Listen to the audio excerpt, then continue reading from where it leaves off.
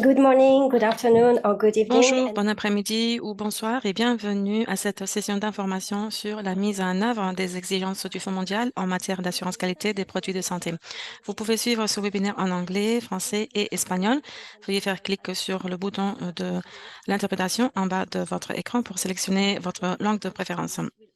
Les diapositives en français et en espagnol seront également partagées avec vous. Nous vous invitons à saisir vos questions sur le chat pendant la session. Nous allons les collecter et nous allons les projeter pendant la session questions-réponses. Veuillez noter que la session sera enregistrée et en vous joignant à cette session, vous consentez à partager vos données, surtout la manière dont votre nom apparaît sur l'écran. Et puis, l'enregistrement en anglais, français et espagnol sera disponible sur le site web du Fonds mondial bientôt. Nous allons également partager le lien que vous pourrez utiliser pour accéder à toutes ces ressources sur le chat. Vous pouvez donc nous suivre sur la page web et si vous avez des questions, veuillez nous les envoyer et nous allons, toutes les questions seront projetées et vous pouvez les écrire dans le chat.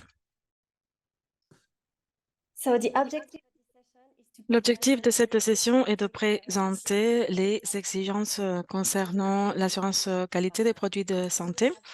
Par rapport au Fonds mondial, nous avons 11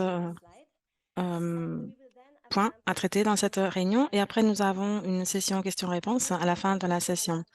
Maintenant, je vais passer la parole à Alain Prat, qui est le responsable de la politique d'assurance qualité de la gouvernance, qui va partager avec nous la première session, la première partie de la session. Merci. Bonjour à tous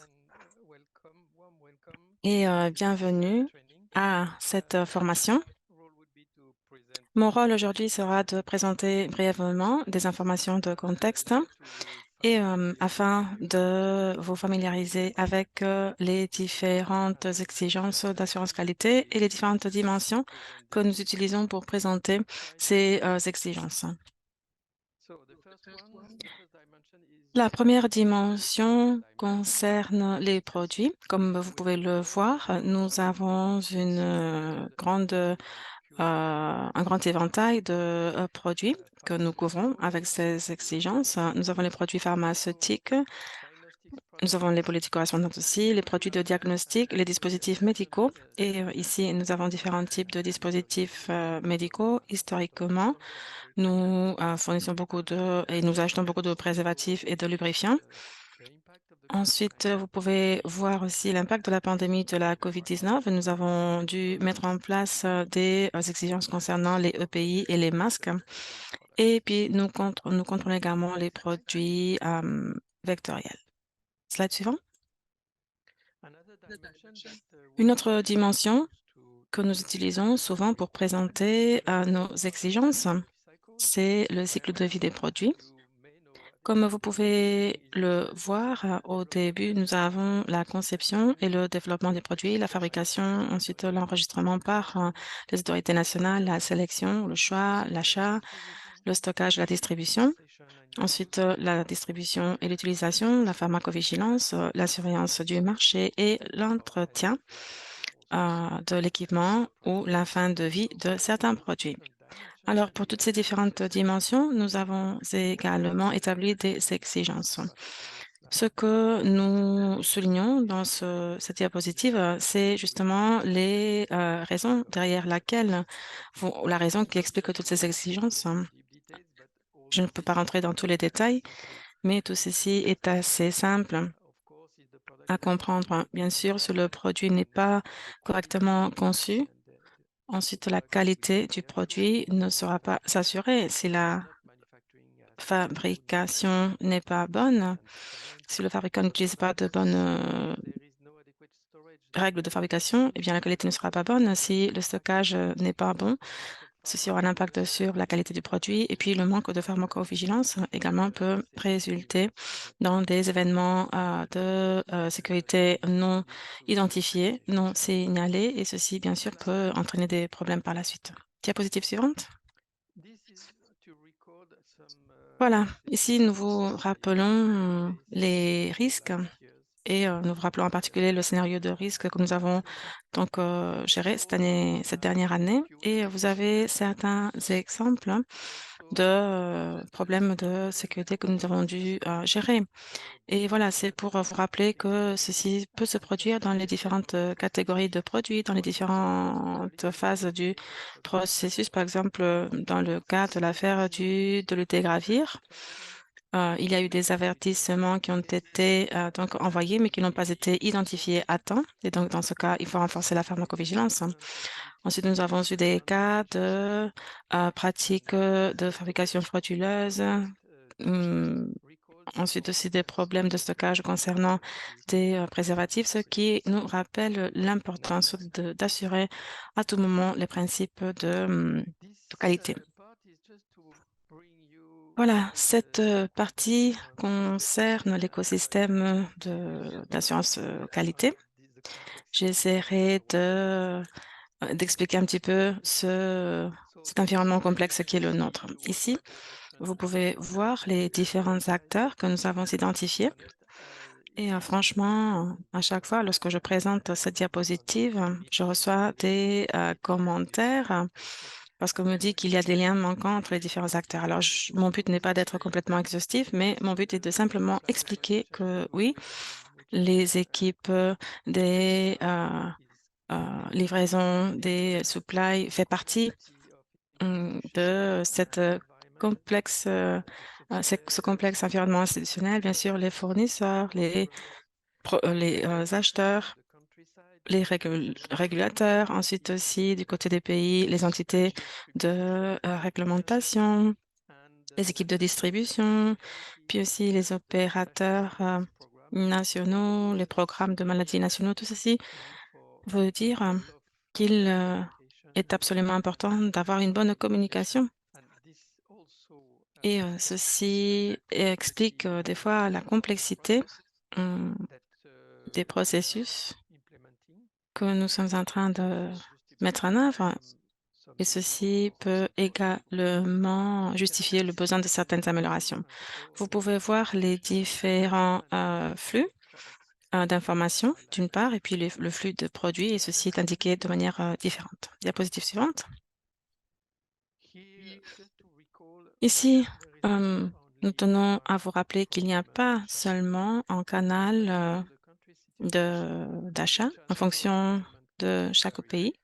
Ces canaux peuvent varier. Je ne peux pas rentrer dans les détails, mais il est important de considérer ces différences. Tous ces différents canaux d'achat et toutes ces différentes institutions.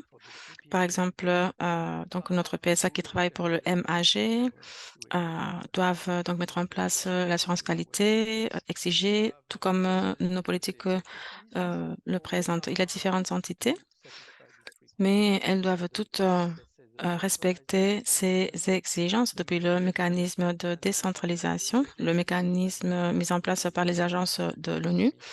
Ici, nous avons cité certaines institutions, GIDF pour les produits de tuberculose, UNICEF, et puis aussi, bien sûr, les mécanismes d'approvisionnement national en fonction de la situation de chaque pays. Diapositive suivante.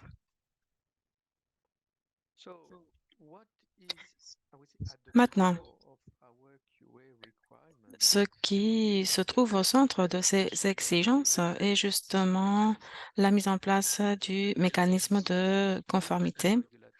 Bien sûr, nous devons donc respecter les exigences des autorités de réglementation nationale qui donc a des rôles et des responsabilités que nous reconnaissons dans notre politique d'assurance qualité.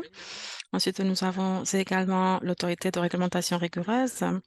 Il peut s'agir donc d'autorités de réglementation nationale rigoureuse. Il peut s'agir également de mécanismes de préqualification. C'est donc des projets de préqualification au niveau des pays. Et c'est ce que nous appelons les mécanismes rigoureux que nous reconnaissons également au sein de notre politique de qualité en fonction de la catégorie de produits, bien sûr, et ceci est défini et clairement décliné dans notre documentation, dans nos guides d'assurance qualité que nous mettons à votre disposition. Diapositive suivante. Ce qui est également intéressant pour vous, ce que vous devez également comprendre, c'est que cette reconnaissance des autorités nationales ou autorités rigoureuses n'a pas été suffisant et nous avons dû créer des mécanismes spécifiques tout d'abord au sein du secrétariat, c'est ce que nous appelons le comité expert d'évaluation. Et plus tard, pendant la présentation, vous allez en savoir plus. Et puis, une grande différence et une grande conséquence également de la lutte contre la pandémie de la COVID-19, c'est que nous avons dû reconnaître que dans des situations exceptionnelles, il faut mettre en place des mécanismes exceptionnels qui ont été mis en place par des régulateurs différents et spécifiques. Et donc, ceci nous permet de profiter de ces décisions pour lutter contre la COVID-19 par rapport aux produits pharmaceutiques et de diagnostic d'une manière assez rapide et d'une manière assez flexible. Et ce type de mécanisme sera inclus plus tard dans nos politiques d'assurance qualité. Du moins, nous l'espérons. Diapositive suivante. Maintenant, si nous rentrons un petit peu plus dans les détails des exigences en matière d'assurance qualité, je vous parlerai de ces points. J'ai déjà présenté la dimension des produits. Nous avons aussi la dimension du cycle de vie. Et puis, une autre dimension que nous utilisons, c'est la dimension concernant les maladies. C'est une diapositive assez simple, mais à une nature assez complexe en même temps, parce que vous pouvez voir que nos exigences en matière d'assurance qualité sont personnalisées en fonction de chaque catégorie. Elles sont personnalisées par rapport au cycle de vie de chaque produit, mais ces exigences sont également adaptées aux différentes maladies contre lesquelles nous devons lutter.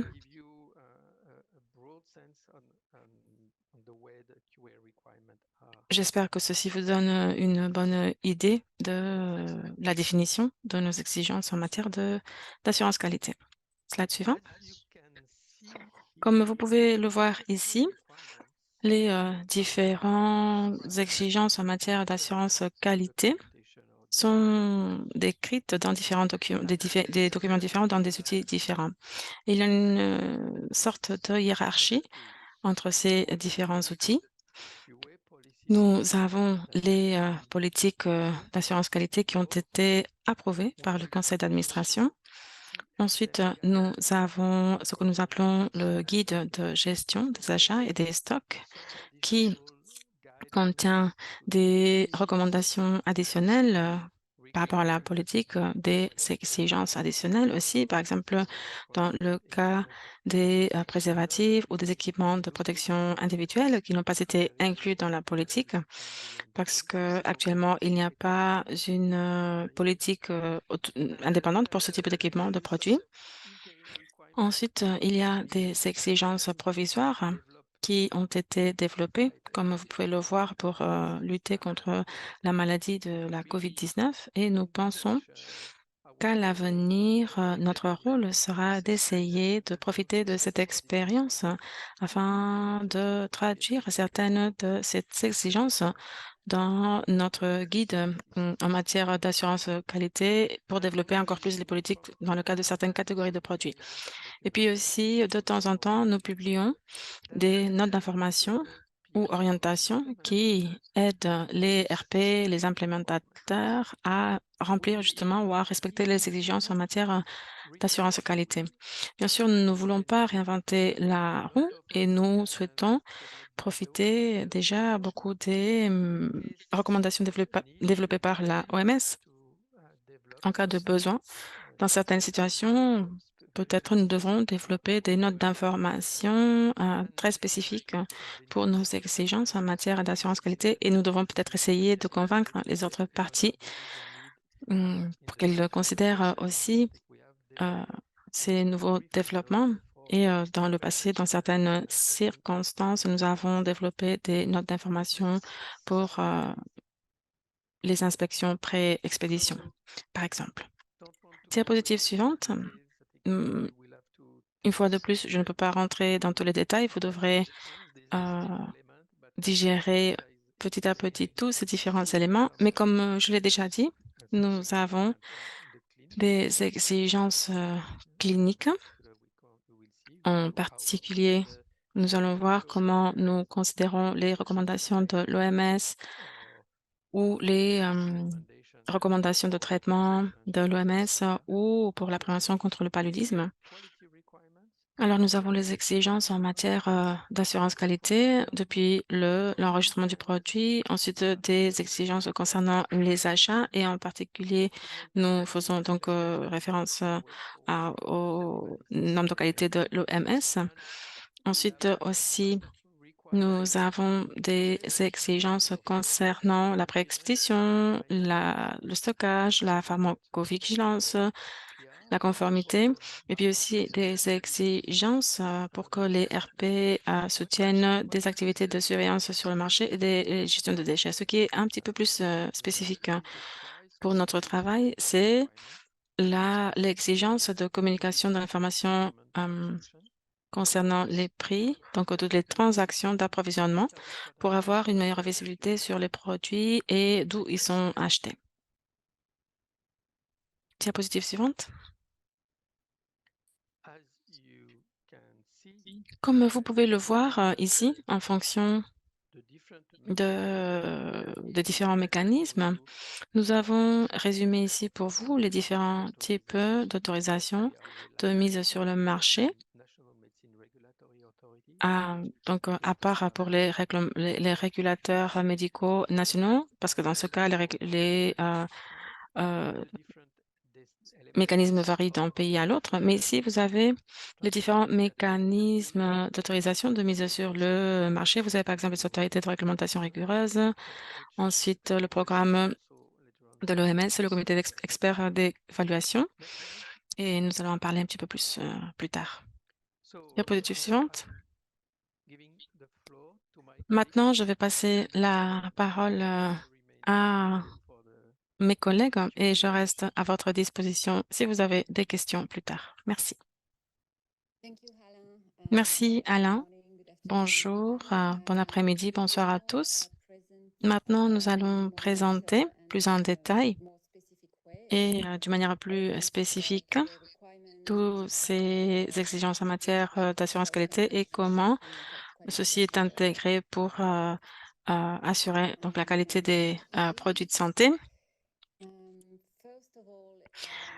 Alors, tout d'abord, on doit garantir un canal de communication efficace entre les récipiendaires principaux et les personnes référentes. Ce canal de communication est clé et certains canaux ont été définis pour que les récipiendaires principaux soient complètement informés en matière des exigences d'assurance qualité.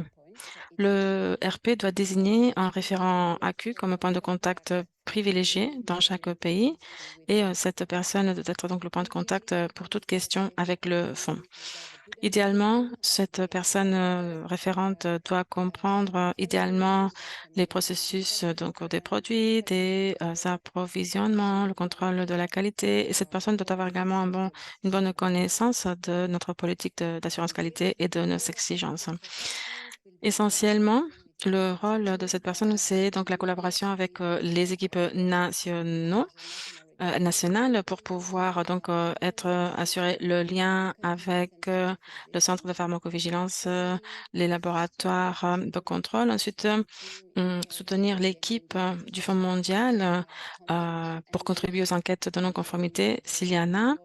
Et puis aussi soutenir tous les cadres qui s'occupent de ces questions. Et puis finalement, garantir également qu'il y a un mécanisme de communication approprié pour pouvoir informer des non-conformités éventuelles ou des événements indésirables à l'équipe responsable du Fonds mondial. Diapositive suivante.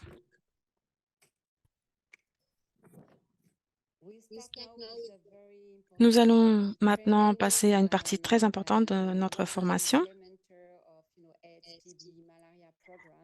pour les organisations qui mettent en place les produits de tuberculose ou de paludisme. Eh ben, il faut respecter donc les exigences du Fonds mondial pour chaque catégorie de produits.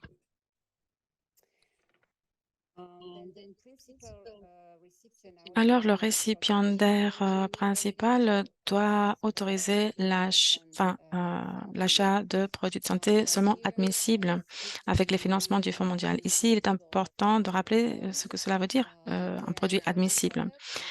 Bien sûr, pour le Fonds mondial, un produit de santé admissible, c'est les produits de santé qui répondent aux critères énoncés dans les politiques d'assurance qualité du Fonds mondial, dans les différentes documentations en fait. Il peut s'agir donc des critères énoncés dans ces politiques, dans les orientations provisoires, le guide de gestion des achats et des stocks. Ici, les produits essentiels, c'est les produits qui doivent satisfaire à des exigences d'assurance qualité supplémentaires, comme par exemple dans le cas des produits pharmaceutiques, des antirétroviraux, des antituberculeux, antipaludiques. Ensuite, pour le diagnostic, des tests de diagnostic rapide du VIH et puis des tests de diagnostic rapide aussi, des tests de charge virale et pour la lutte antivectorielle, des insecticides et des IRS. Comment savoir si un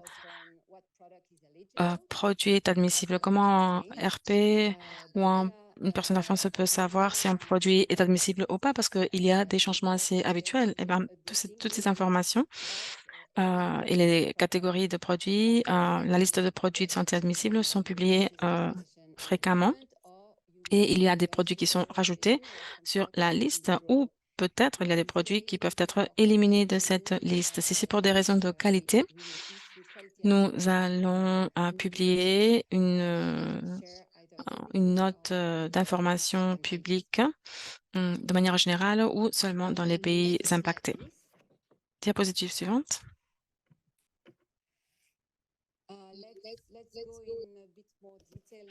Nous allons maintenant rentrer un petit peu plus dans les détails. Nous commençons avec la catégorie des produits pharmaceutiques. Pour les produits pharmaceutiques en général, il y a une politique d'assurance qualité qui fournira toutes les informations par rapport aux produits de santé ou de pharmaceutiques que vous pouvez considérer comme étant admissibles. Ensuite, il faut respecter aussi les critères d'abord pour les exigences cliniques, c'est-à-dire le médicament doit être répertorié dans les directives thérapeutiques normalisées de l'OMS ou nationales ou institutionnelles. Si le médicament n'est pas répertorié dans ces différentes listes, il doit y avoir une justification et le RP doit fournir cette justification. La deuxième grande partie de cette exigence, c'est les exigences concernant l'enregistrement et l'autorisation. Et ceci sera donc valable pour la plupart des produits de santé. Le produit doit être autorisé par l'autorité de réglementation nationale du pays où il va être utilisé. Et pour ces produits, ils doivent y avoir soit une approbation par l'autorité de réglementation rigoureuse ou il doit avoir une préqualification par l'OMS ou il doit donc avoir reçu l'approbation par le comité d'experts d'évaluation. Et seulement pour les produits ERP, il y a aussi des exigences concernant les tests. Alors, qu'est-ce que nous considérons les autorités rigoureuses pour les produits pharmaceutiques parce que ça peut être différent par rapport au diagnostic? Eh ben, il faut que ce soit un membre de la conférence internationale de l'harmonisation avant 2015. Cela veut dire donc UNSAID Japan, Swiss Medi Canada, les Nations Unies et puis aussi l'autorité de Liechtenstein. Nous reconnaissons également les produits qui doivent être marqués aussi. ICH, c'est donc les produits qui ont eu des résultats positifs de l'article 58 de l'Union européenne. Ensuite aussi, les produits approuvés par le Canada et par les États-Unis. Pour les produits pharmaceutiques pour la COVID-19, nous avons publié une recommandation provisoire. Il s'agit essentiellement des mêmes critères, sauf que, comme Alain l'a dit tout à l'heure, dans ce cas, nous reconnaissons également l'approbation sous les listes d'utilisation en cas d'urgence de l'OMS et toutes les différentes procédures d'urgence établies par les autorités de réglementation rigoureuses. Diapositive suivante. Maintenant, pour l'achat de produits de diagnostic, eh bien, on peut utiliser dans le cadre du Fonds mondial seulement les produits qui respectent ces critères pour les diagnostics in vitro et pour l'équipement de diagnostic par l'image.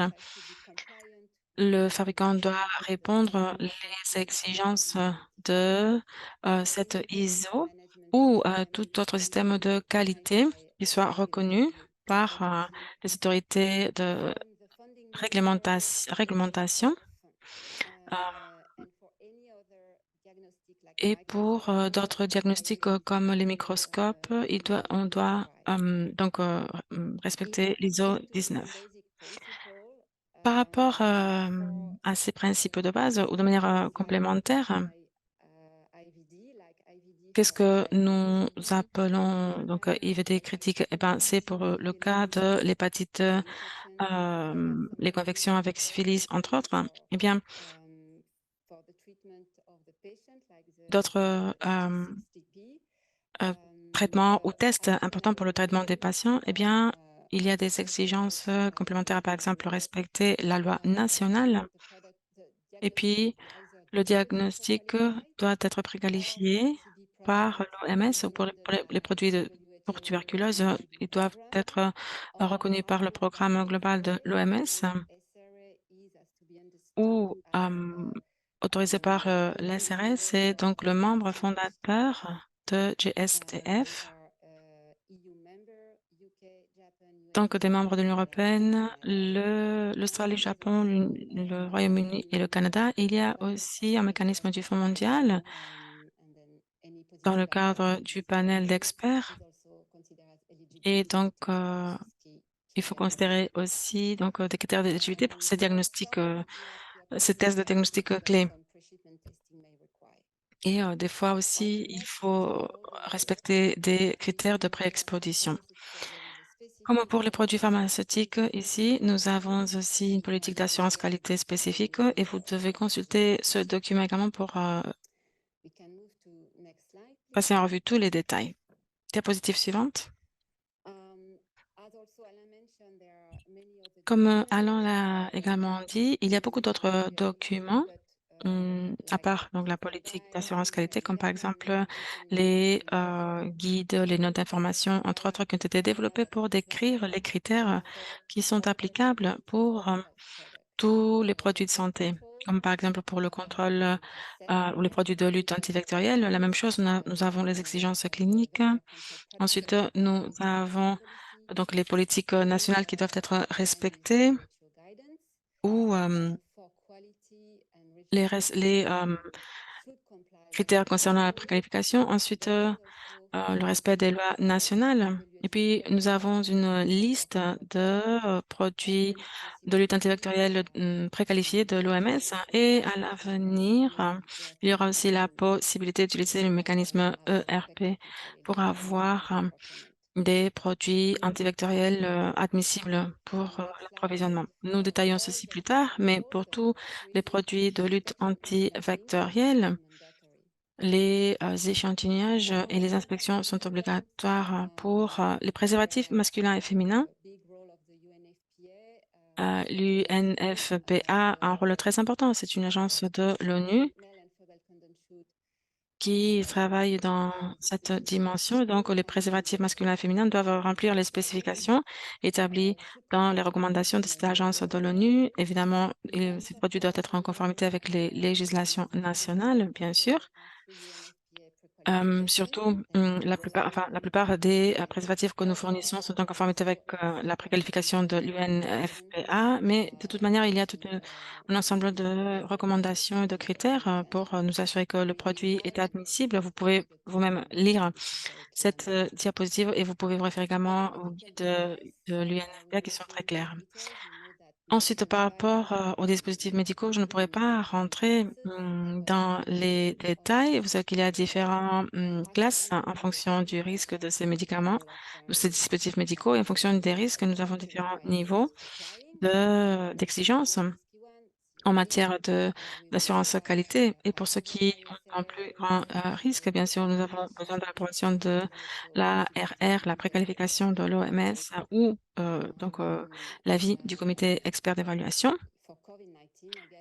Et pour, la COVID-19, il y a aussi la possibilité de se référer à la liste, EUL de l'OMS ou d'autres, procédures d'urgence correspondantes. Maintenant, pour les EPI essentiels, comme par exemple, les masques, les, lunettes de protection, les systèmes de respiration, eh bien, la même chose, il faut respecter les recommandations de l'OMS, il faut respecter la législation nationale et puis nous, exigeons également l'approbation de la RR ou préqualification de l'OMS ou également, l'utilisation, de l'avis du comité expert d'évaluation. Slide suivant.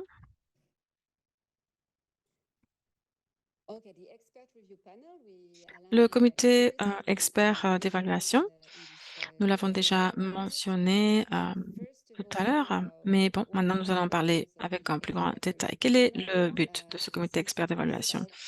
Eh bien, c'est de permettre de gérer les, goulots d'étranglement. Par exemple, s'il y a 2 produits ou au moins 2 produits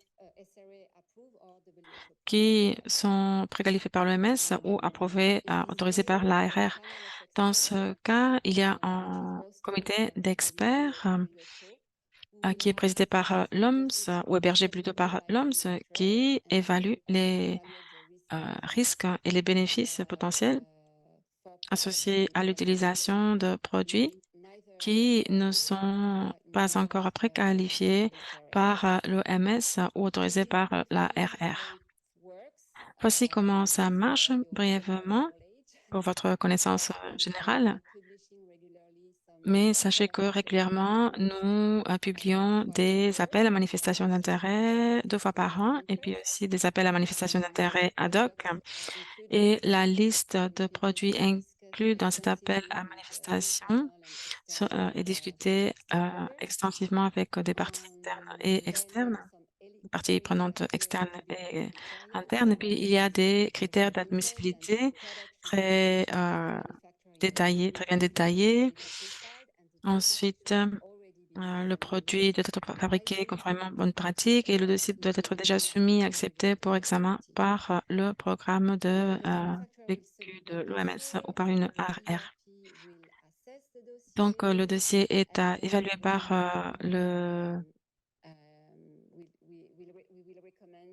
l'autorité et ou par le comité expert d'évaluation, pardon. Et puis, si c'est catégorie 1 et 2, le produit est donc, admissible.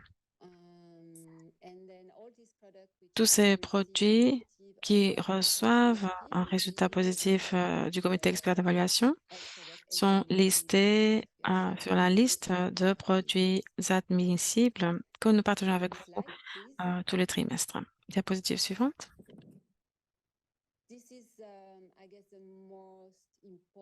Voici, je pense que c'est, le plus important pour vous, c'est-à-dire comment acheter les produits approuvés par, le comité expert d'évaluation parce qu'il y a donc une démarche, qui est un peu spécifique par rapport à la démarche de l'OMS. L'ERP doit informer l'équipe, de pays, donc le responsable du portefeuille, et l'équipe, la GPS, qui souhaite donc acheter ce produit. Ensuite, la demande sera envoyée, donc aux responsables qui vont émettre une lettre, de non-objection Et sur cette base, l'achat peut être organisé pour le produit pharmaceutique. L'échantillonnage est également organisé par le secrétariat et en fonction du résultat de cet échantillonnage, le résultat est communiqué à l'équipe pays et voilà, finalement, le produit peut être expédié. Une fois de plus, cette lettre de non-objection est valable pendant 12 mois. La possibilité d'établir les bons de commande pendant toute la durée de validité de la lettre de non-objection est un critère important aussi. Et pour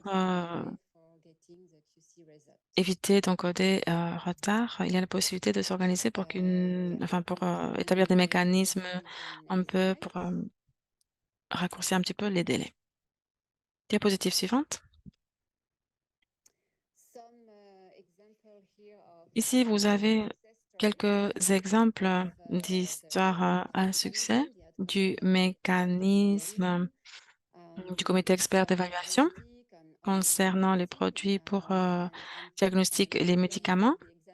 Peut-être je vais partager l'exemple d'un produit de traitement contre la tuberculose.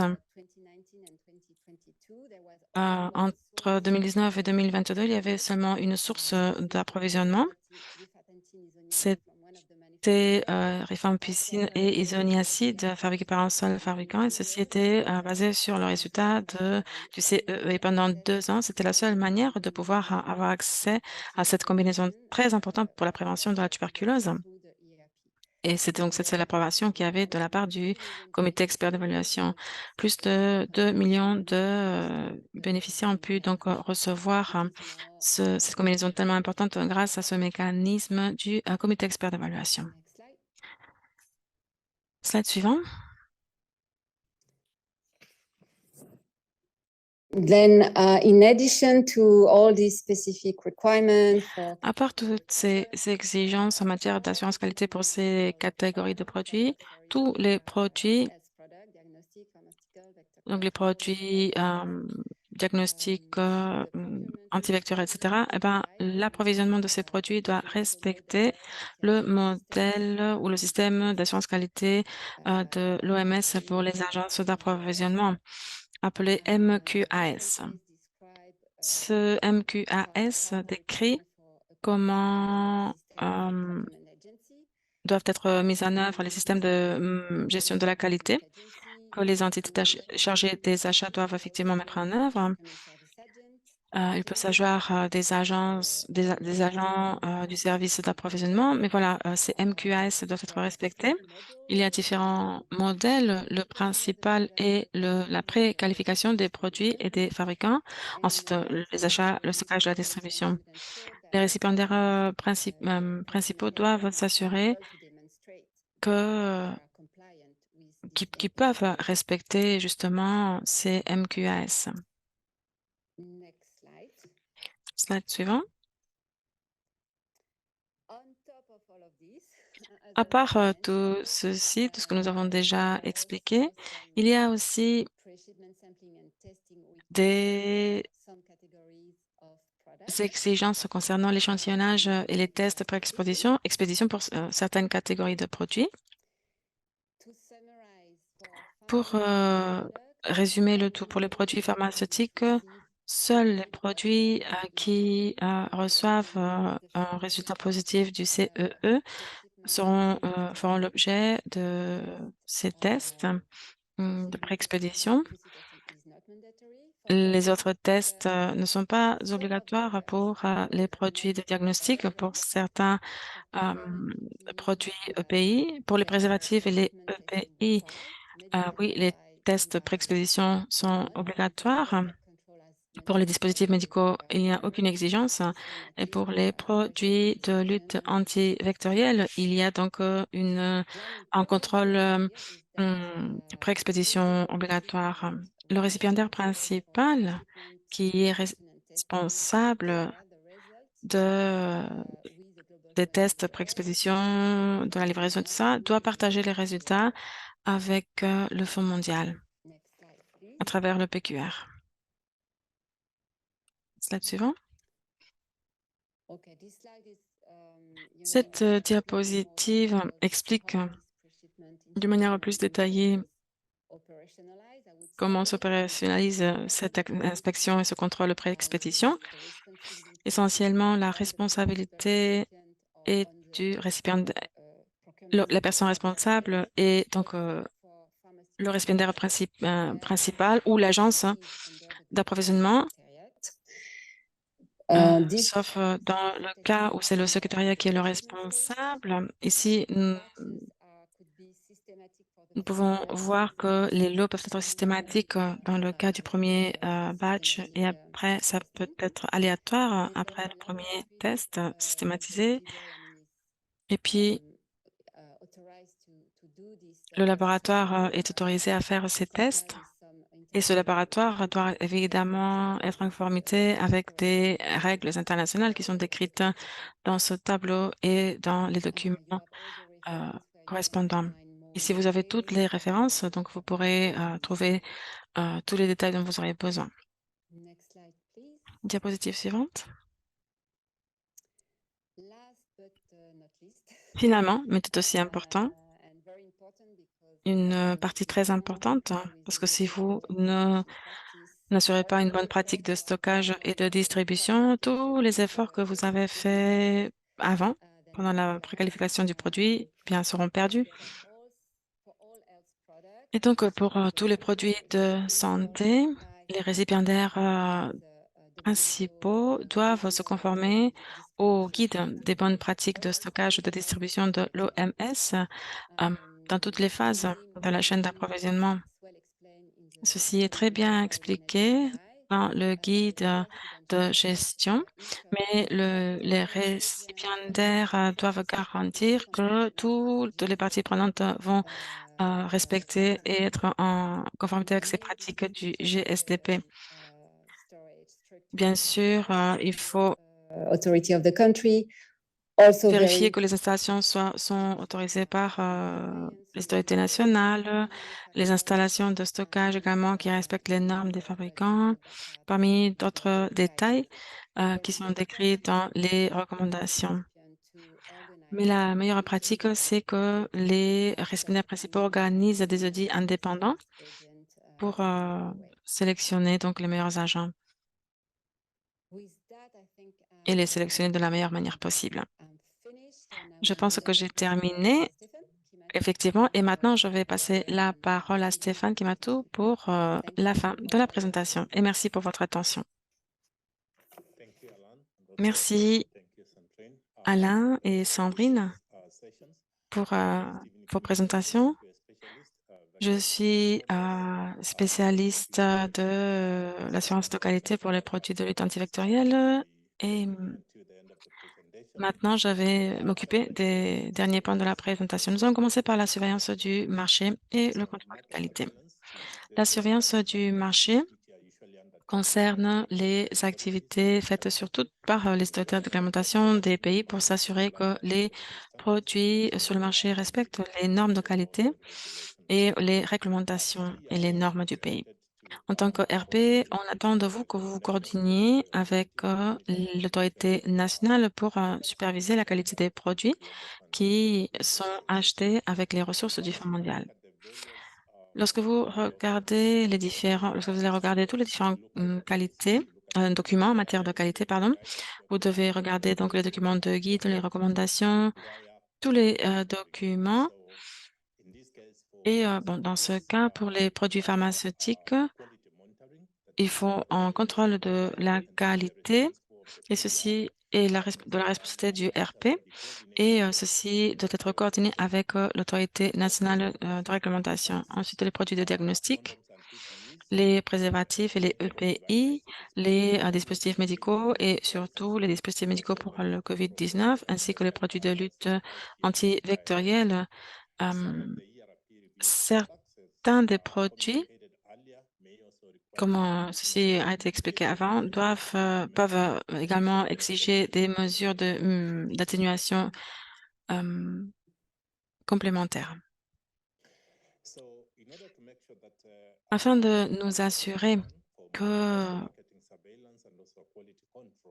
que vous avez un bon contrôle de qualité, les RP doivent s'assurer que travaille en conformité avec les autorités nationales à travers de protocoles et des programmes pour pouvoir réaliser cette surveillance du marché et ces contrôles qualité. Il doit y avoir une bonne coordination entre les autorités nationales et toutes les parties prenantes correspondantes. Cela veut dire qu'il faut travailler en équipe et toutes les parties prenantes au niveau du pays doivent pouvoir faire cet exercice comme une équipe.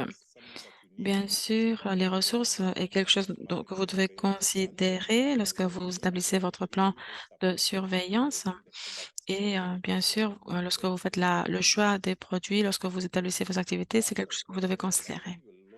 Ensuite, vous devez donc viser les produits qui ont la meilleure qualité. Nous devons considérer donc les produits qui n'ont pas de problème de stabilité ou essayer d'éviter ce type de produits avec plus de risques. Et par rapport aux activités, tous les échantillons prélevés doivent être prélevés en laboratoire et il faut avoir, par exemple, une inspection visuelle pour essayer d'obtenir toutes les informations concernant les risques des produits. Par exemple, il faut faire attention au lot, aux étiquetages, etc. Vous pouvez faire aussi utiliser des technologies de dépistage. Nous avons des technologies microscopiques avec des infrarouges. Vous pouvez utiliser aussi des technologies pour identifier les éventuels problèmes des ingrédients. Bien sûr, vous devez avoir une bonne stratégie concernant les activités. Vous devez commencer par une inspection initiale et puis vous pouvez avancer dans les différents niveaux où vous utilisez par exemple les technologies de détectage et en faisant comme cela, vous allez réduire le nombre d'échantillons nécessaires et bien sûr, il faut établir des rapports avec les résultats et ces résultats doivent être communiqués à la RN et bien sûr, la RN doit faire partie de l'équipe. Bien sûr, ces coûts peuvent être budgétés par les RP dans la subvention du Fonds mondial et l'assistance technique, bien sûr, peut être fournie également dans les cas où ceci est nécessaire. Le contrôle de la qualité, c'est pour identifier les cas de non-conformité et bien sûr, la surveillance du marché est un terme beaucoup plus large. Diapositive suivante. Pour réaliser une surveillance du marché ou ces activités de monitoring, de supervision, vous devez avoir un bon programme de contrôle qualité qui comprenne toutes les parties prenantes. Si vous allez faire le choix des produits, vous pouvez le faire avec l'autorité réglementaire nationale. Si ceci n'est pas possible, vous pouvez peut-être faire appel à un agent indépendant qui va choisir et qui va sélectionner le laboratoire de contrôle qualité. Et ce laboratoire, évidemment, doit donc être conforme aux différents critères. Ensuite, les produits doivent être donc échantillonnés pendant l'entreposage disponible dans le pays. Ensuite, le transport des échantillons jusqu'au laboratoire.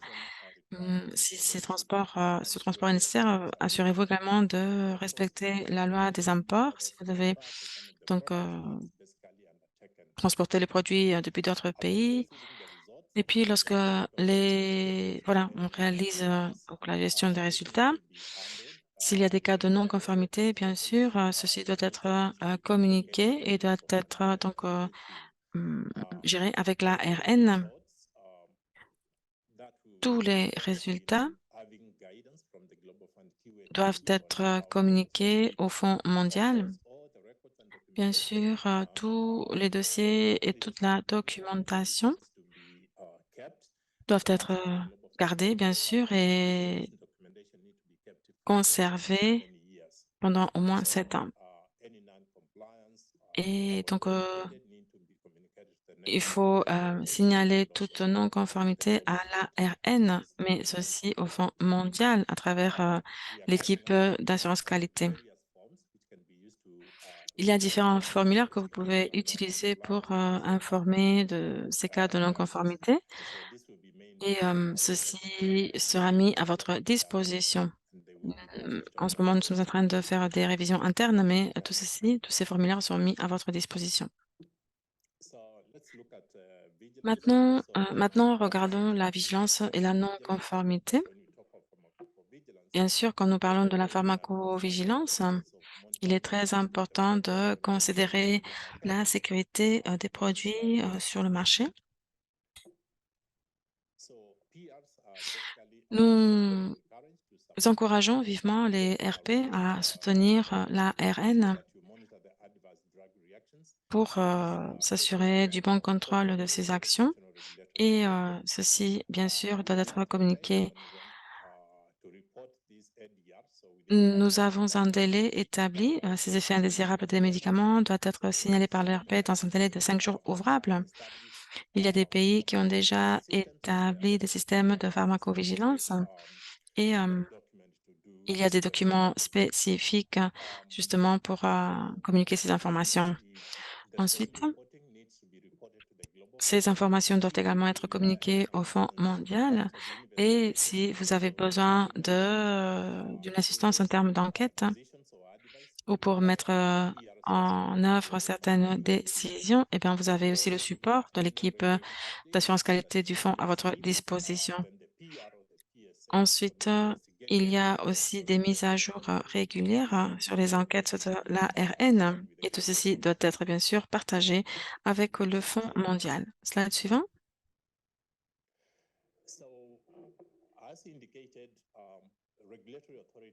Comme ceci a déjà été indiqué, les autorités de réglementation doivent avoir un centre de pharmacovigilance national. Il doit y avoir un financement formel également pour pouvoir réaliser des activités de surveillance sur le marché. Et ces centres doivent avoir un mandat très clair et idéalement, la loi doit définir les rôles et bien sûr, ceci doit se faire en collaboration avec le programme de l'OMS, le programme de pharmacovigilance internationale de l'OMS. Et puis aussi, il doit y avoir un système national de signalement spontané. Vous pouvez utiliser aussi le formulaire de signalement des EIM. Vous devez également créer une base de données nationale ou un système national de collecte et de gestion des rapports sur les EIM. Bien sûr, le Centre de pharmacovigilance nationale doit avoir un comité consultatif national ou un comité expert pour fournir une assistance technique sur l'évaluation de la causalité, l'évaluation des risques concernant les cas reportés. Et bien sûr, il doit y avoir une stratégie de communication claire pour la communication de routine et de crise au personnel de santé et au grand public en cas de besoin. Donc, il faut garantir que ces informations importantes soient communiquées clairement sur la base de cette stratégie de communication claire. Il est très important de dire que les ressources du Fonds mondial peuvent aussi être utilisées pour renforcer les activités de pharmacovigilance dans les pays. Bien sûr, ceci doit être connecté avec donc les produits de lutte contre ces maladies, les 3 maladies et les SRPS. Maintenant, en ce qui concerne la gestion des non-conformités et des résultats hors spécification, nous encourageons les RP à soutenir le secrétariat du Fonds mondial dans le traitement des non-conformités et des résultats hors spécification des produits de santé achetés. Et en particulier, vous devez fournir des informations les plus adéquates et vous allez voir ce que nous entendons par cela. Vous devez également contribuer aux enquêtes au cas où des informations supplémentaires seraient nécessaires. Ensuite, il faut également rendre compte des activités menées au niveau du pays. Vous devez savoir quelles sont les conditions liées à chaque pays, quelles sont les mesures mises en place, et puis aussi, s'il y a d'autres partenaires internes ou externes, vous devez en rendre compte. Les non-conformités et les résultats hors spécification doivent être signalés par le RP ou la CA dans un délai de 5 jours ouvrables. Et nous allons mettre à votre disposition des formulaires standardisés spécifiques pour chaque catégorie de produits. Bien sûr, ceci doit être signalé aussi à l'autorité nationale responsable. Et s'il y a des besoins par rapport à des enquêtes, les RP doivent nous soutenir aussi dans le cadre de ces enquêtes. Et bien sûr, les mises à jour régulières sur les enquêtes seront transmises à l'équipe d'assurance qualité du Fonds mondial par le RP ou l'agent chargé des achats. Suivant. Ensuite, je dois également souligner ces points parce qu'il y a des cas dans lesquels on peut avoir un problème de non-conformité. Et donc, We have what we call the Health Products Risk Committee. nous avons créé ce comité d'experts et les RP doivent se mettre en contact avec ce comité en cas de non-conformité. Nous avons ce mécanisme à votre disposition. Maintenant, concernant la communication d'informations, qu'est-ce qui doit être informé? Quelles sont les informations qui doivent être transmises? Eh bien, d'une part, le titre. Dans le formulaire, vous devez indiquer la catégorie de produits. Ensuite, l'origine du rapport. Nous voulons savoir également qui est l'entité déclarante. Ensuite, les détails du produit. Nous avons besoin d'informations sur le ou les produits, le nom, le lot ou les lots, et puis aussi des informations sur la quantité potentielle utilisée en stock, si le produit a déjà été distribué. Ensuite, quelle est la nature du défaut ou des défauts. Donc, nous avons besoin d'une description des événements, toutes les informations de contexte qui expliquent la nature du défaut que vous êtes en train de signaler. Ensuite, les mesures prises et les mesures proposées. Voilà, les mesures préliminaires prises pour protéger les patients en cas de non-conformité. Donc, le produit peut être mis en quarantaine. Ensuite, les détails des enquêtes déjà effectuées ou les partenaires internes et externes impliqués, comme le fabricant, entre autres. Et bien sûr, dans les annexes, vous devez indiquer toute information à l'appui pour étayer la déclaration, comme par exemple donc le certificat des analyses et puis la politique de confidentialité. Nous pouvons donc enregistrer certaines des informations que vous allez partager avec nous.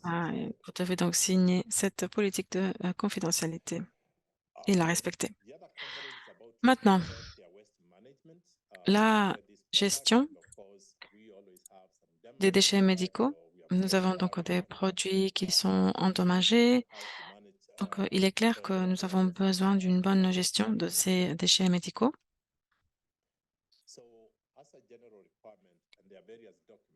Il y a plusieurs documents dans la section de référence pour expliquer comment gérer ces déchets médicaux, surtout les produits pharmaceutiques, entre autres. Il y a des exigences générales. Eh bien, les récipiendaires doivent s'assurer que les produits pharmaceutiques et autres produits de santé, tels que les produits de diagnostic et de lutte antibactérielle, sont éliminés de manière sûre. Il faut respecter les réglementations nationales et toute loi environnementale existante dans le pays, tout pour réduire les risques de santé publique. Si l'ARN a des exigences particulières, elles doivent être respectées. Il y a aussi des exigences spécifiques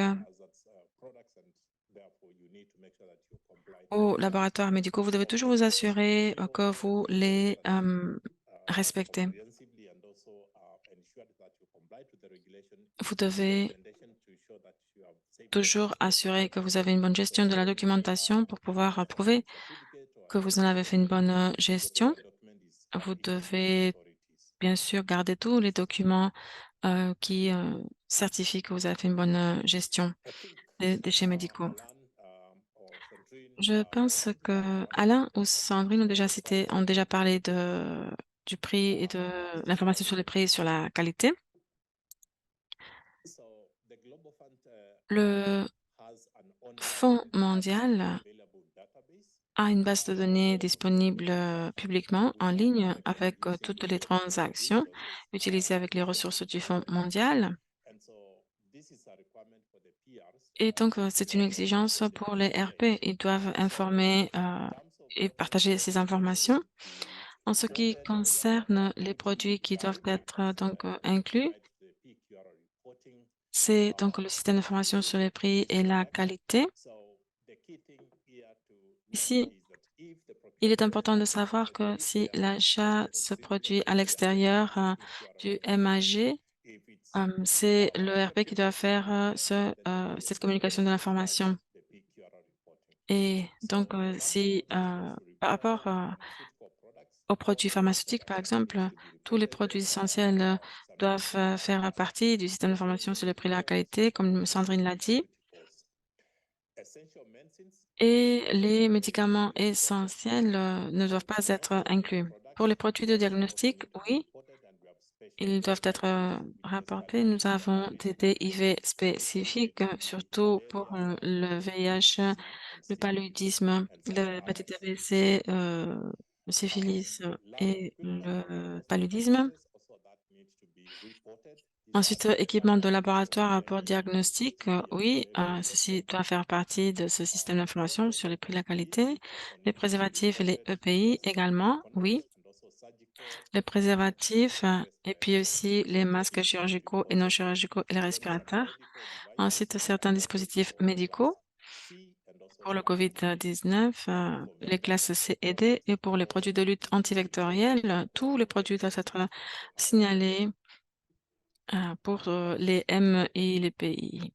Diapositive suivante. Bien.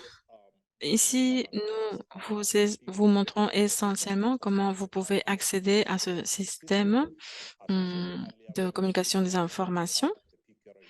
Vous allez y trouver un bon guide sur tous les pas à suivre et vous devez donc recueillir des informations. Disons, c'est un outil que le Fonds mondial a mis en place pour recueillir des informations sur les produits, les fournisseurs, les transactions d'achat, les certificats d'analyse et les rapports de test. Alors, pour tous les produits, vous devez avoir bien sûr les factures. Et pour les produits de haut risque en particulier, vous devez télécharger le certificat d'analyse du fournisseur, les rapports de test. Et pour les produits ERP, à part de la facture, vous devez également télécharger la lettre de non-objection que vous avez reçue. Alors, comment utilisons-nous les informations qui nous ont été communiquées? Bien, d'une part, nous vérifions le respect des exigences d'admissibilité. Nous avons déjà expliqué ces critères-là. Donc, nous voulons vérifier que les produits qui ont été achetés sont admissibles. Nous contrôlons également les sites de fabrication, c'est-à-dire nous utilisons ces informations pour contrôler ces sites de fabrication pour voir qu'ils soient approuvés. Et bien sûr, en cas de problème de non-conformité, nous voulons pouvoir faire ou suivre la gestion de ces problèmes de non-conformité.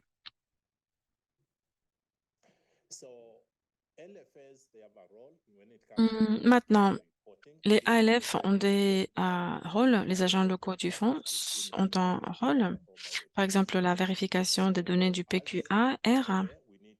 Et donc, les ALF doivent vérifier que les informations téléchargées ou transmises sont complètes.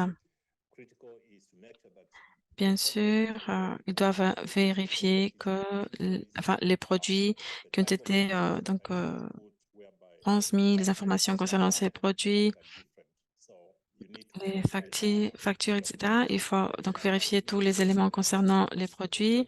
Il doit vérifier que la facture existe.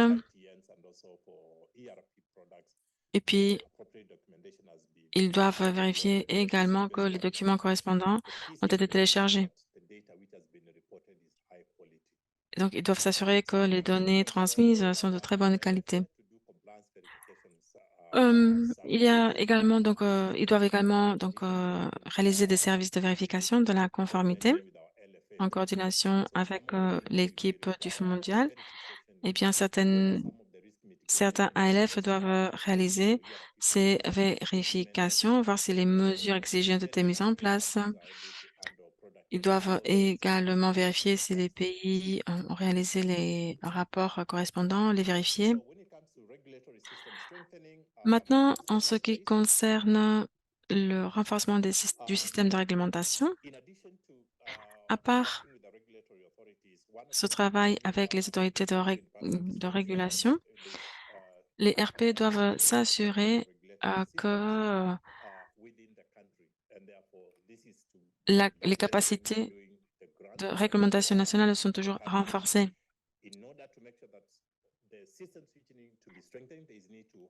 Pour renforcer les systèmes, eh bien, on doit faire ceci sur la base des évidences. Il faut donc utiliser les outils à votre disposition et il faut avoir également un partenariat avec les autres parties prenantes. Et bien sûr, on doit avoir une stratégie pour renforcer ce système de réglementation nationale. Et bien sûr, ceci doit être en conformité avec la logique de l'intervention du Fonds mondial.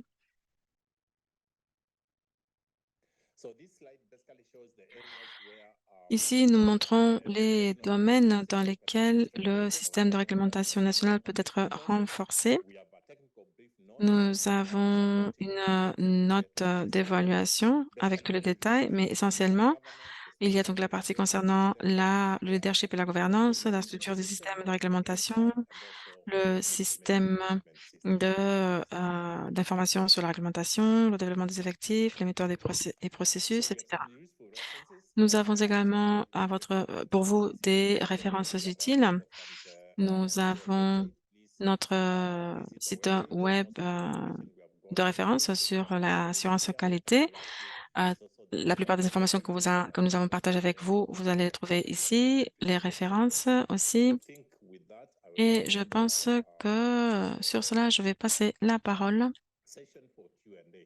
à nos collègues pour la session questions-réponses. Et merci.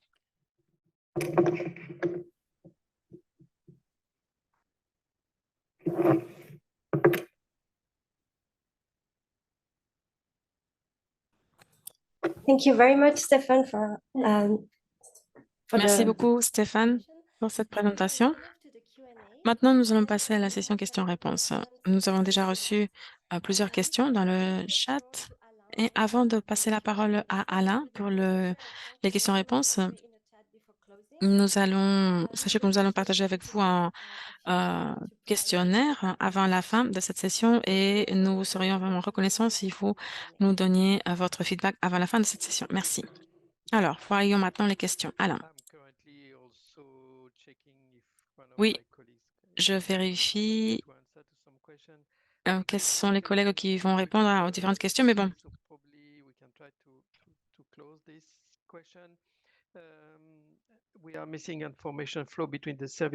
Alors, nous n'avons pas d'informations sur le flux d'informations entre les points de livraison de services et l'agent d'approvisionnement. Je ne sais pas si c'est une question ou un commentaire, parce que je pense que ceci dépend de la manière dont le pays organise son système de pharmacovigilance. Mais peut-être deux commentaires par rapport à cela. Les équipes pays et nous-mêmes, nous sommes vraiment là pour compléter tous les écarts potentiels. Et nous avons aussi des formulaires qui peuvent être utiles pour ces transmissions d'informations. Et nous sommes également prêts à soutenir les rôles et les responsabilités des autorités nationales qui doivent gérer ces questions. Donc, nous sommes heureux de soutenir les différents pays par rapport à ceci. Et de notre côté, nous sommes vraiment prêts à compiler toutes les informations nécessaires et les transmettre aussi. Nous n'évaluons pas, enfin, des fois, nous pouvons définir des stratégies d'atténuation des risques. Ensuite, deuxième question.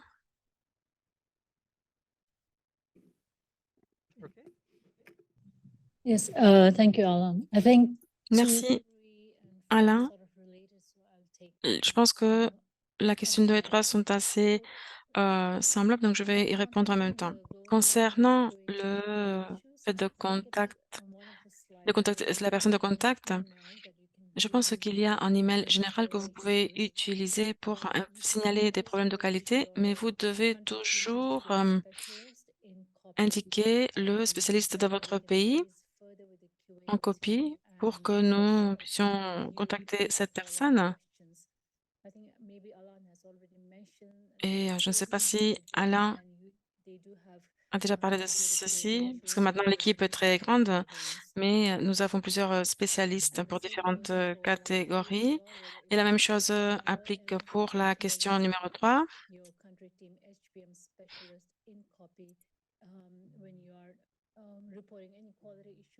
qui nous devons contacter pour les questions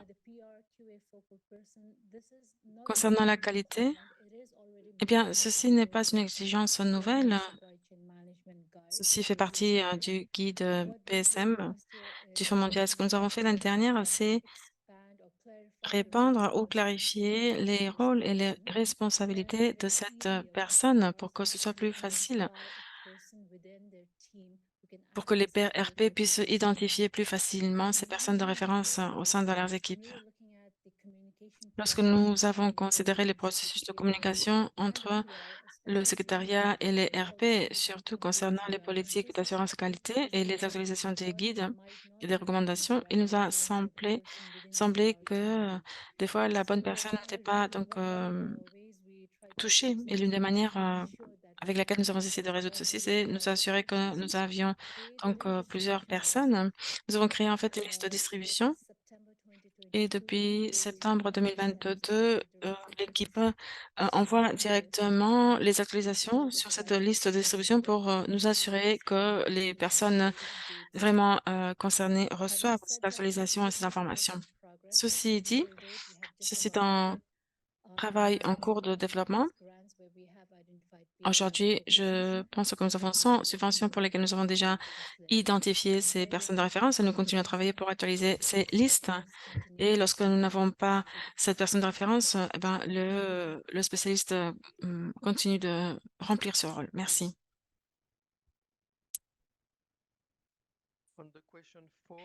Maintenant, concernant la question numéro 4, quelqu'un souhaite donner des chiffres concernant le nombre de personnes de référence en matière d'assurance qualité?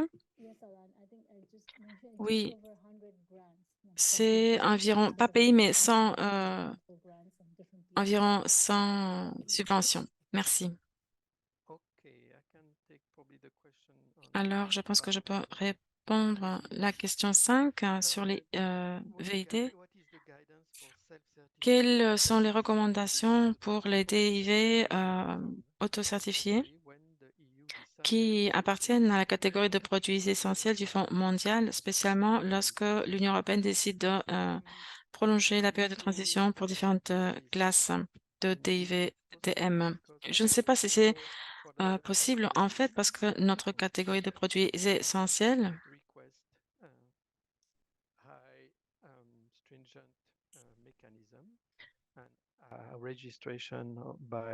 Au niveau du mécanisme rigoureux, such as SGHTF member, pre-qualification, or the ERP. And I cannot. en fait, je ne sais pas comment identifier les produits qui doivent être auto-certifiés. Si c'est auto-certifié dans certaines juridictions, ces produits-là ne sont pas admissibles et nous travaillons pour actualiser notre politique pour étudier les différentes législations dans le monde entier, en particulier dans l'Union européenne. Mais bon, je ne pense pas que ce soit une question qui se posera à l'avenir. Alors, question suivante. Mohamed, pouvez-vous répondre à la question 6? Yeah, sure. Oui, Hi everyone. bonjour à tous. So there is a question on how has the Alors, Global Fund comment Requirements approach le Fonds mondial a créé la regulations stratégie pour, implementing quality checks par rapport aux on régulateurs GMP nationaux products, pour la mise en place des which vérifications de typically qualité sur les involve senior produits levels of achetés? regulation or Ceci security pourrait verification on peut-être public practice signifier la companies. participation du niveau Maybe senior ou des two engagements alternatives to answer this question. garantis dans les différents pays. Another one Je is pense qu'une approche, maybe how we deal with that as a Global Fund une manière de répondre à from an ceci, operational c'est standpoint, and also au point de vue when we use corporatif technical du Fonds partners mondial et à to partir de notre travail avec d'autres establish that partenaires techniques collaboration qui and peuvent nous aider avec how cette we approach. collaboration. So I'm going to speak on the local or the country-facing side, and maybe Alors, Alan je can vais just parler du shed côté plutôt some light on the du perspective of how pays we deal with that et through peut-être the Alain, strategic vous initiatives pouvez and also répondre through à collaboration with travers partners. notre stratégie, notre collaboration avec les So the partenaires. first thing is that Alors, there are requirements il y a des at the exigences country level au niveau at the PR level national, when it au comes niveau des to RP, implementing en ce qui concerne la those mise en place ou le quality travail assurance and quality sur control activities les activités de contrôle de la qualité en collaboration avec les ARN. Et ceci est clairement documenté June 2021, which is dans la the version version de juin published 2021 du guide. C'est la dernière version publiée sur notre site web. Je pense que c'est la partie 4.5 sur les activités de contrôle de la qualité. Eh bien, ces nouvelles exigences disent que les RP doivent travailler avec les ARN pour développer des échantillonnages des produits pharmaceutiques finis et collecter ces échantillons. Ils doivent les envoyer à des laboratoires qui respectent des critères comme par exemple l'ISO 17025. Ils doivent partager les résultats de ces tests avec le Fonds mondial et en cas de non-conformité, ils doivent agir dans un délai de 5 jours. Et ceci exige un travail en étroite collaboration avec les agences de réglementation nationale. Et ceci fait partie de notre modèle du Fonds mondial. Dans beaucoup de cas,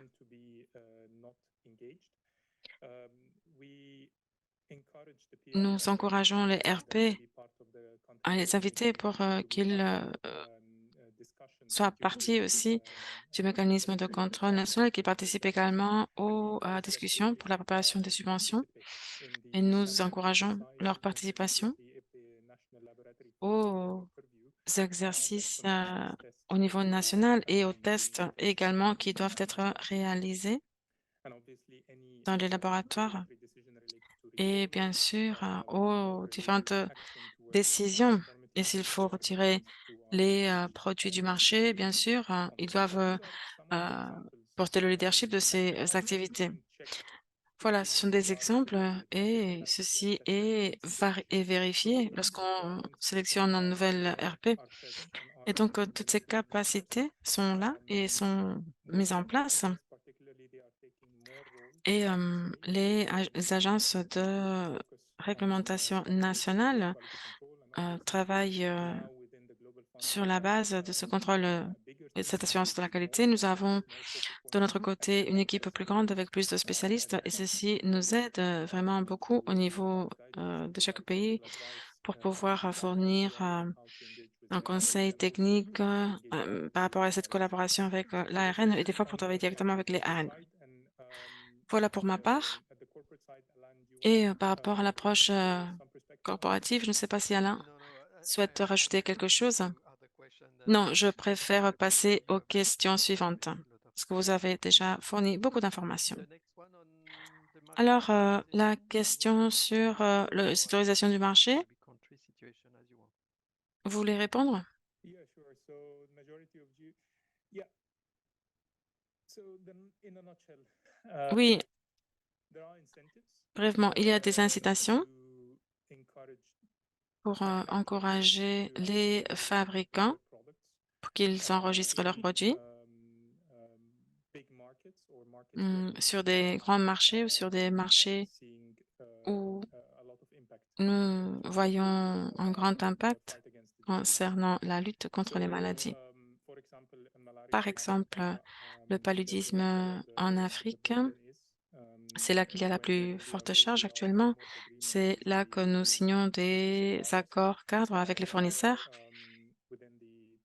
Ensuite, dans les critères d'évaluation technique que nous considérons, il y a des incitations pour que les fabricants enregistrent leurs produits sur ces marchés, dans des pays africains, par exemple. Alors, la conclusion, c'est que le Fonds mondial, en soi, ne peut pas demander aux fabricants, enfin, on ne peut pas obliger le fabricant à enregistrer les produits parce que ça, c'est une décision indépendante qui est prise par le fabricant et parce qu'il y a des aspects différents comme les aspects de coût. Bien sûr, enregistrer un produit sur un marché entraîne des coûts, des efforts. Et donc, ils doivent avoir des retours par rapport à ceci. Mais nous, par contre, nous proposons des incitations, comme dans le cas du paludisme, par exemple. Nous pouvons avoir aussi des conversations bilatérales entre le fournisseur ou le fabricant et l'équipe pays pour leur expliquer que les commandes seront seulement possibles si le produit est enregistré. Et voilà, quand on leur dit les volumes, ben, généralement, ils enregistrent les produits. Donc, c'est possible à faire, mais c'est toujours sur une base volontaire avec certaines incitations de notre côté. Merci, Mohamed. Maintenant, la question 8. Comment le Fonds mondial incorpore et renforce sa politique concernant les inspections de qualité indépendantes après livraison par les RP ou les pays? Je pense qu'il y avait aussi une autre question sur les inspections après livraison et on pourrait répondre des questions en même temps. Et ceci concerne le point présenté par Sandrine, le point 9, mais bon, concernant les inspections qualité après livraison, ben, ceci est aussi lié aux pratiques de stockage. Eh bien, l'entité qui reçoit les produits doit vérifier la présentation, l'identification, la traçabilité, le suivi du produit pour s'assurer que le produit est bien celui qu'il a acheté, qu'il voulait acheter. Ceci est important. Ensuite, il y a la question du besoin de faire des tests après livraison. Ce n'est pas quelque chose que nous soutenons, c'est quelque chose que nous soutenons, oui, dans le cas où pendant la livraison, il y a un incident, il y a un signal qui indique qu'il y a une chose qui n'a pas été bien faite. Dans ce cas, oui, nous pouvons enquêter. Mais dans la pratique quotidienne normale, nous ne soutenons pas les inspections et les tests après expédition. Ensuite, la question 9, Sandrine, vous voulez bien y répondre? Mike? Sorry, I was on mute. The question is, Oui, providing some explanation la distinguish between question concerne des quality and explications pour faire la différence entre le contrôle de qualité et l'assurance qualité, quelle est la priorité? Et puis, les inspections après expédition et que faire en cas de test défaillant. Oui, la qualité, enfin, l'assurance de la qualité, c'est une démarche qui doit être mise en place pour garantir que le produit respecte les critères. C'est vraiment une mesure systématique et anticipée. C'est tout un processus appliqué à tous les cycles des produits, depuis le développement, la production, la commercialisation. Et nous avons également parlé des pratiques de distribution. Et le contrôle de qualité, c'est vraiment une vérification additionnelle parce que on doit avoir l'assurance qualité et puis si on peut avoir un contrôle qualité, mais si on n'a pas l'assurance qualité, eh bien, ceci ne sera pas vraiment, le résultat ne sera pas garanti. Et puis, comme Alain l'a dit, nous recommandons de faire des tests QC seulement dans les cas de risque. Parce que généralement, si le fabricant a suivi toutes les normes, toutes les règles, si le récipiendaire principal, le distributeur, ils respectent tous les règles, il ne devrait pas y avoir de différence de qualité. Et voilà, c'est ce que nous recommandons. Et oui, Sandrine, merci. Nous devons terminer notre session. Nous essaierons de répondre à les questions qui restent lors de notre prochaine session. Et nous allons peut-être mettre à jour aussi notre contenu en fonction des réponses. Je pense que nous devons passer la parole aux organisateurs pour pouvoir terminer la réunion à temps. Excusez-moi, Sandrine. Oui, oui, j'avais terminé. Merci.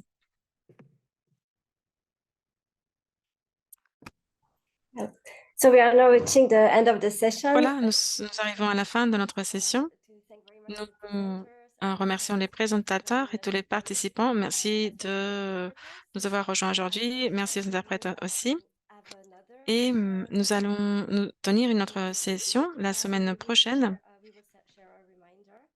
Nous allons vous envoyer le rappel pour la prochaine session et nous allons également mettre à votre disposition la présentation et les enregistrements bientôt sur le site web du Fonds mondial. Et voilà, nous nous assurerons que les questions que nous n'avons pas pu répondre maintenant seront répondues plus tard. Et nous allons partager les réponses avec vous. Merci beaucoup à tous. Au revoir.